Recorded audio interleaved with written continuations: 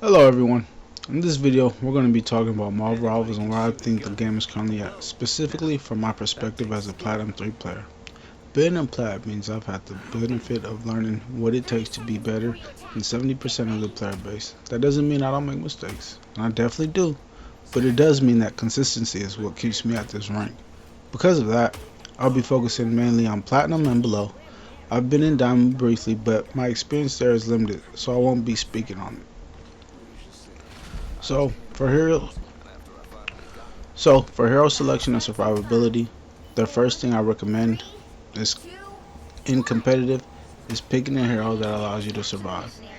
Biggest thing is playing with your team. Tank supports and DPS generally need to stay together depending on the team comp. In dive comps, support should be healing from range while the tank dives in and then returns, almost like a plane refilling. In brawl comps, especially tank versus tank matchups, it's common to see extended fights where healing decides everything.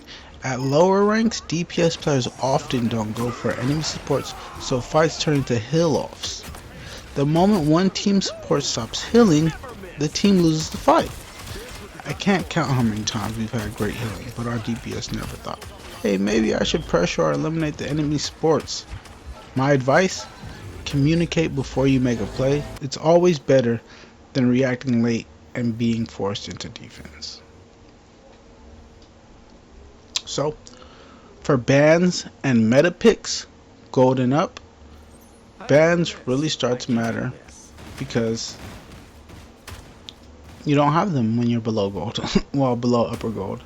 So, once you're able to ban, you should be banning the opposite to you. So if you are a tank, you should probably be banning another tank. If you are a DPS, you should probably be banning another DPS. Now, if you communicate with your team, then you guys can try and snuff out somebody, like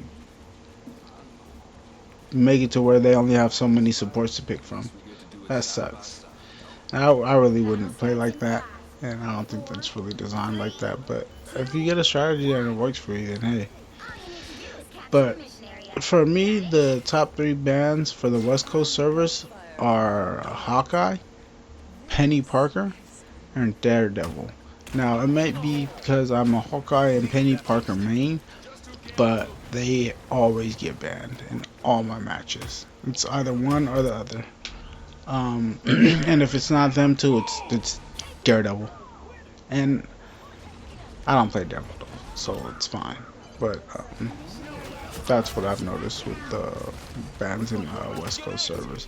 So for most picked heroes, I would say would be Rogue, Penny Parker, Magneto, Doctor Strange.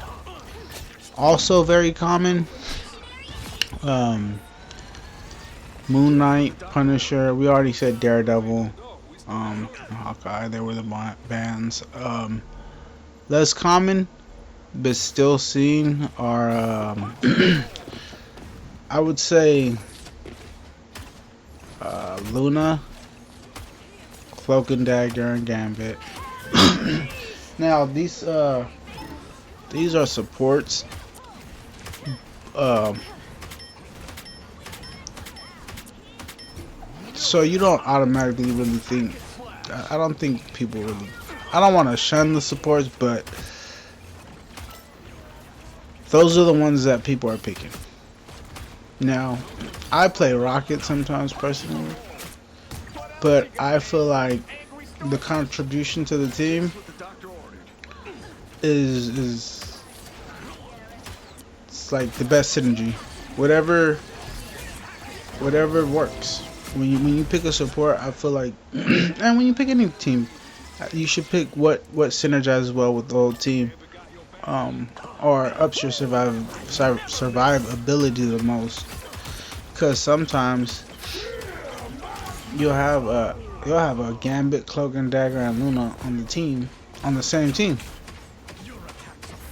and you'll be just fine. But sometimes you won't be. Now that doesn't work with DPS or tanks, but with support, it's really about healing at the right time, the right teammate at the right time. Um, yeah. So those are just some tips for the heroes that I've been seeing, bans and meta picks for this season. Okay, so reading the game and win conditions. In today's comp match, my goal is to identify the weak points both on the enemy team and on our own. There are key moments where you'll see my decision clearly affect the flow of the game, whether I'm playing well or messing up. Once you've played enough, you start to feel the push and pull of a match. If you fight against the rhythm, that's how you lose. You can flip the condition, but high reward always comes with high risk. If you fail hard, and you leave your team at a numbers disadvantage. Impact over damage. So for Hawkeye say, there are games where I play him and my damage numbers look awful, but the shots I do hit are the ones that matter. The clutch shots, the shots that are secured objectives, the peel that saves supports. I rather save my team than chase kills, and that mindset has made a massive difference in my win rate. So, I'm also learning some heroes. Blade. For instance, I'll probably just go to my least played heroes and start playing them.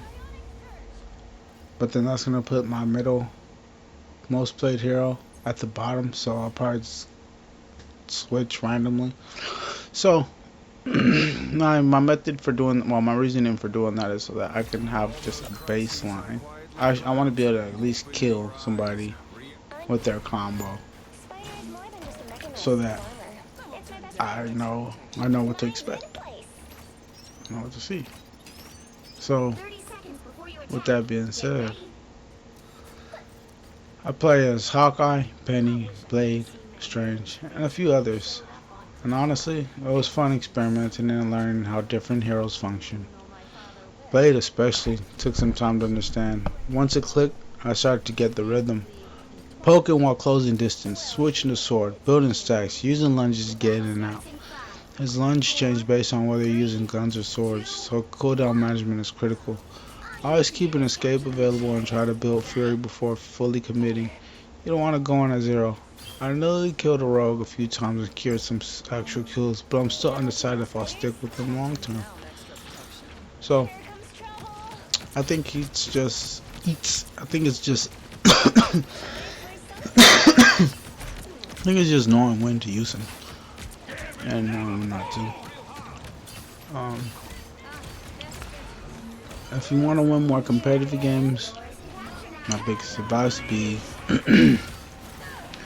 don't argue, don't be rude, don't make snide comments, and I'm terrible at this because I can be a little, I can go overboard, but sometimes it's for show, but it's not helpful. It might create good content, but it doesn't help win the game. So if things start going sideways, just turn voice chat off, or if you know for the next match, because you probably already told you that one. But once it becomes a pissing contest, the whole team loses. Morale drops, mistakes increase, and whoever has the mic ends up getting blamed. Do you do well when somebody's yelling at you? Maybe you do, but not everybody else communicates like that. So remember, it's a game. It's a team game. And we all want to win. Not perfect like this, but I'm learning that killing people with kindness or simply ignoring negativity wins far more games than ego ever will. That's my perspective from Plat. Hopefully this helps some of you climb, or at least understand why games feel the way they do at these ranks. If you want, I can tighten this into a shorter video next time, but that's what you're getting today, y'all. Comment, like, subscribe. I hope y'all enjoyed. Have a good one. Let me know what you guys think.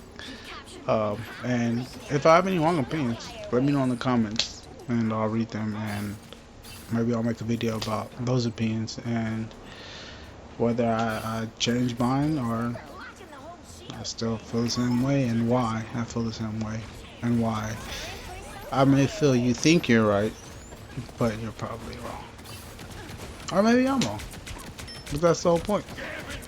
So, comment, let me know what you guys think. Have a good one. Peace.